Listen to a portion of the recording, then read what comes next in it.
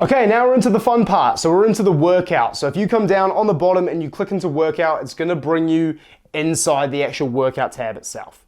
Now, as you can see, it's loaded up my training program for me. So I've got my push-pull legs. As you can see, I've got my push day, legs and abs day, pull day, rest day,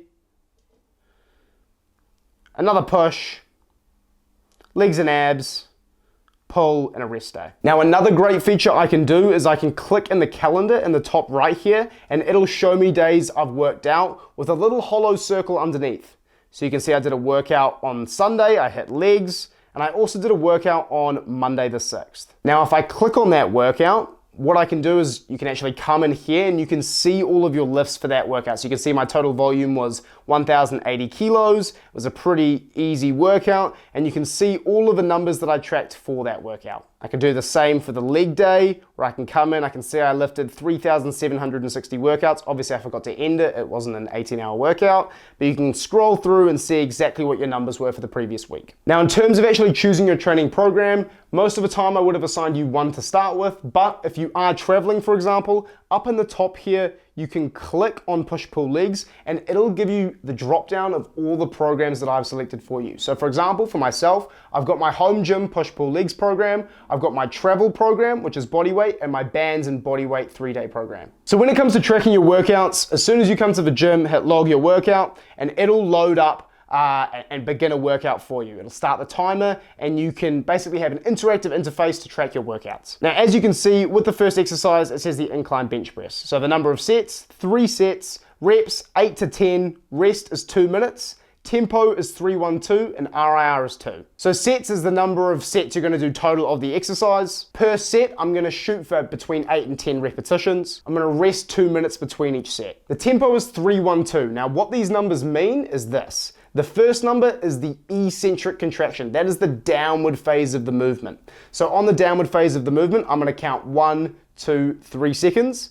The middle number is the pause at the bottom. I'm gonna count 1 second. Then on the upward phase of the movement, it says 2 there, so I'm gonna count 1, 2.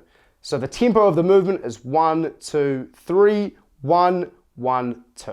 And then what you can do here is you can come in, you can obviously track the number of kilos you lifted for that particular exercise. So let's say it was 100 kilos. I did roughly, let's say 8 reps at an RIR of 2. So what RIR stands for is reps in reserve. Now I have a full video on this, but to explain it quickly, it's the number of reps left in the tank once you complete your set. In this example, I used 100 kilos and I did 8 reps at an RIR of 2. That means with 100 kilos, if I went to absolute failure, I could have done a possible 10, but that would have been an RIR of 0 because I would have had 0 reps left in the tank. Then once I input the data from that set, I can hit the tick and it'll actually start the rest timer for me so I can see exactly how long I need to relax for before going into my next set. Now there are some great extra things you can do with the app. For example, if it's a bodyweight exercise, you can tick the body weight as well.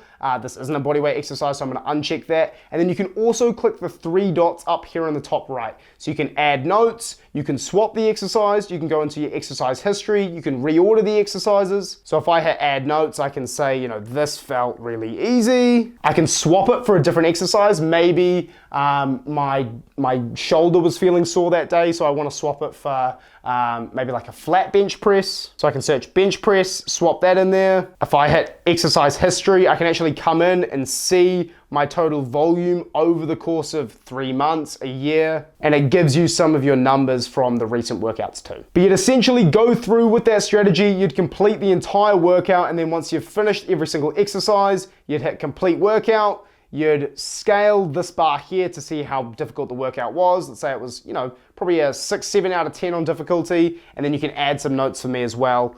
Great workout. Hit finish the workout.